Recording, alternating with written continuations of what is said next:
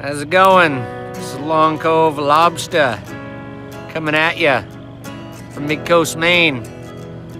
Most of you don't know me, but I'm a fourth-generation lobsterman around here. Big Trump supporter. I don't really know what else, much more than that. If you don't understand what being a Trump supporter is, I guess you ain't on the train yet. But you're welcome aboard. Yeah, so that's just how you do it. Cove, when you see this someday, that's how you fill the traps, oh boy. Eli. That's how you fucking do it. Want to break this one in for me? Oh, number 2. 6 in the morning. Pack a donut. Now I'm yawning. So here's my take on the EU and the possibility of the lobster industry.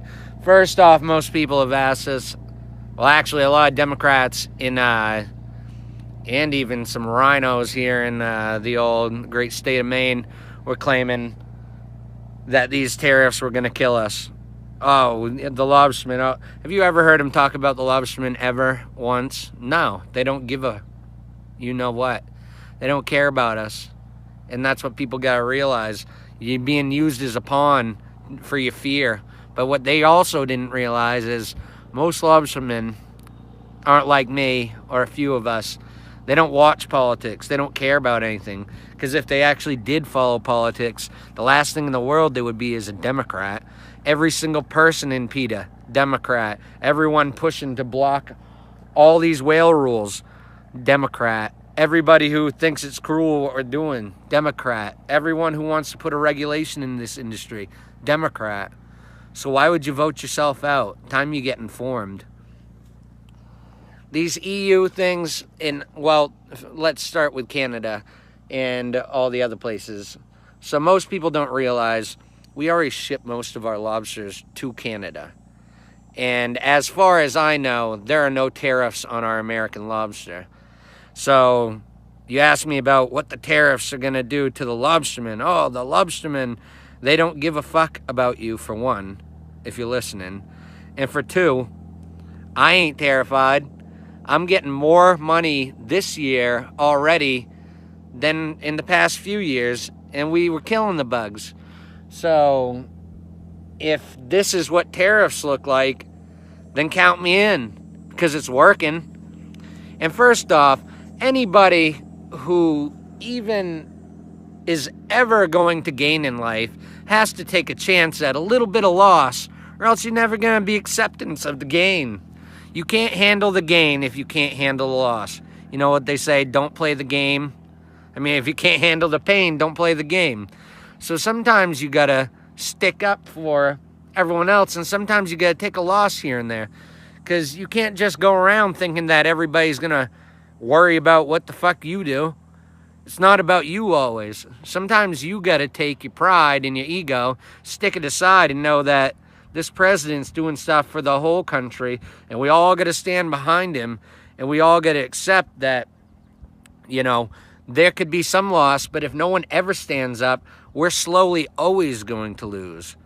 It's like the stock market.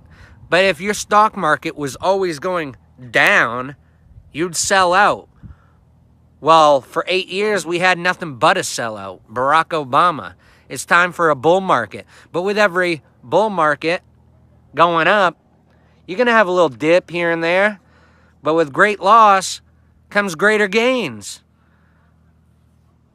So stop being pussies, for one. For two, well, I've actually been on one about 100 times now. But here's another one. An open market with the European Union, that's a win. Hello. That's the whole point. We made tough sanctions on everybody else. We made tariffs high, which everyone who doesn't get that, if you get a tariff on you and then we put a tariff on them, it makes us both even. So what Trump does is every time they raise a tariff on us, we create one equal or greater than, to the point where all we're doing is taxing the shit out of each other, to the point where everyone would say, hey, This is ridiculous. Why don't we just stop what we're doing and start out with free trade across the board? Seems fair? Well, yeah, we're both losing, so why don't we just start from ground one again? Oh my God. It's like he had to be a rocket scientist to fucking think of that. No, he didn't. But all you are too fucking stupid that you're so anti-Trump that you can't even see that just because it's a gain for Donald Trump doesn't mean it's a loss for you. And if that's how you're going to live your life, you're going to be a miserable person. I couldn't imagine going to bed angry, waking up angry, listening to a bunch of angry people talk about how much their life fucking sucks right now because someone else was elected president, and then go back to bed angry. That's called Trump derangement system. Syndrome. Sorry. Jesus. It's been a long day. But you just... people got to step back and take a deep breath. Things are looking pretty good. And if you can't see that, you got to be blind. And I bet there's a lot of blind people that are happier than liberals these days. Because your whole fucking mental disorder is pissing everyone off. And most people are just tired of that shit.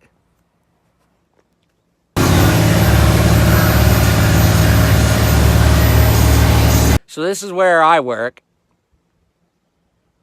It's a dock that my grandfather and my father, actually my great-grandfather was a little part of it about 40 years ago. It was just a little dirt road to nowhere. And my grandfather and my dad had an opportunity of actually owning the property, so they bought it out. Then oh my God, a giant rat over there.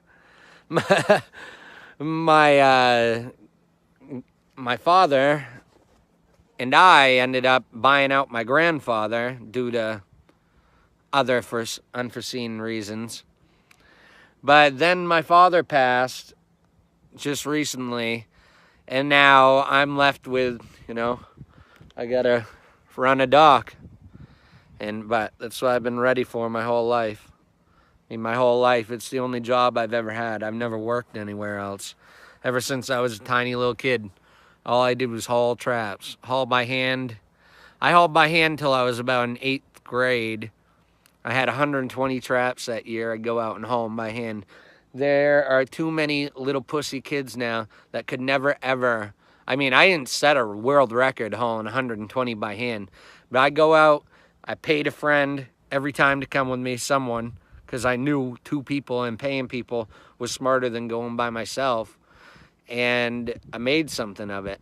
And now I have a dock.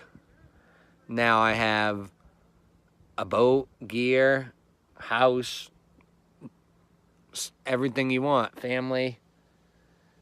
I've got very little debt. And I mean, there's nothing better you could ask for. And my dock is actually right on the end of an abandoned quarry mine. So this place was booming back in the days, and we're on the edge of where they used to ship out all the granite to a lot of other places.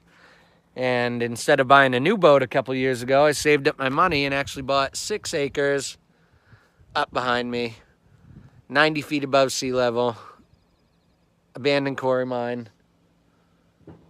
Everywhere you look up there is $1 million view, so to someday, to somebody, it's going to be $1 million view. Count it.